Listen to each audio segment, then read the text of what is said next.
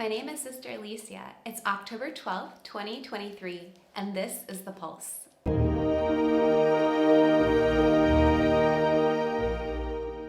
Today we remember somebody very special, Blessed Carlo Acutis. This young man from Italy used his gifts and talents to bring his Eucharistic faith not only to people of his own time, but for generations through the website he developed to catalog the Eucharistic miracles from around the world. Carlo died in 2006 at the young age of 15, yet his legacy truly lives on. Friends, we really need people like Carlo to remind us of what is important and that Jesus is truly with us always, even until the end of the age.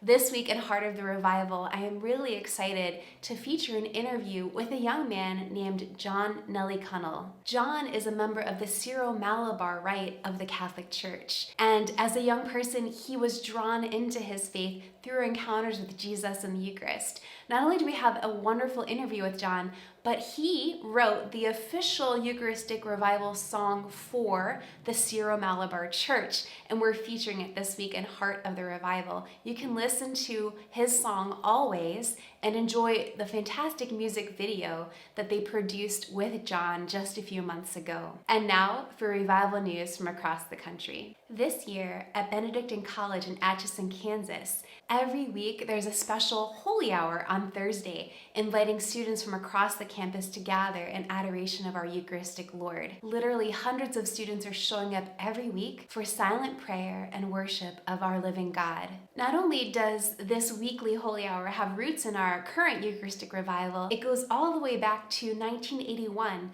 when St. Teresa of Calcutta said to the Benedictine College community, "I beg you to give Jesus to the young people in your care." On September 30th, youth gathered in Maryland to commemorate the first Mass celebrated in America back in 1634 on St. Clement Island. The day included Mass, adoration, confession, games, music, and presentations from Army staff, the Sheriff's Department, and the Fire Department. Father Peter said of the Christian life and vocations, "Do not be afraid of the sacrifice, because that's where the joy comes from." The mother of Blessed Carlo Acutis visited America from September 28th to October 4th. She stopped in New York, New Jersey, Washington, Pennsylvania, and Texas. The journey was organized in part by Archbishop Nelson Perez of Philadelphia and one of his priests, Father Francisco Maria D'Amico. Draw closer to Christ in the Eucharist. This was Antonia's constant message throughout her journeys. On October 1st, at St. Martin of Tours in Philadelphia, Antonia said, "I am happy to speak about the Eucharist. It was the most important thing for Carlo. It is His holiness. His sanctification was in the Eucharist." And now for our Congress moment. Did you know history is being made? That is what it means to live Eucharistic revival in our country right now. It's been inspired and continues to be inspired by the Holy Spirit,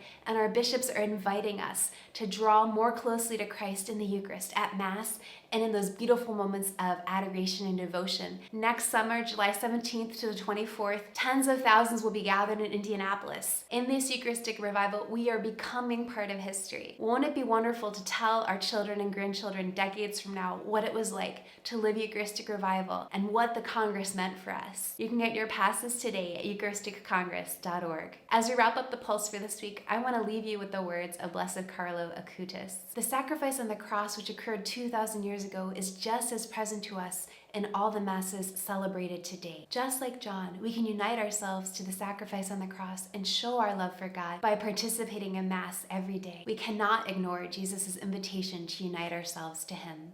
On behalf of Bishop Cousins and the Eucharistic Revival and Congress teams, thanks for joining us, and God bless you.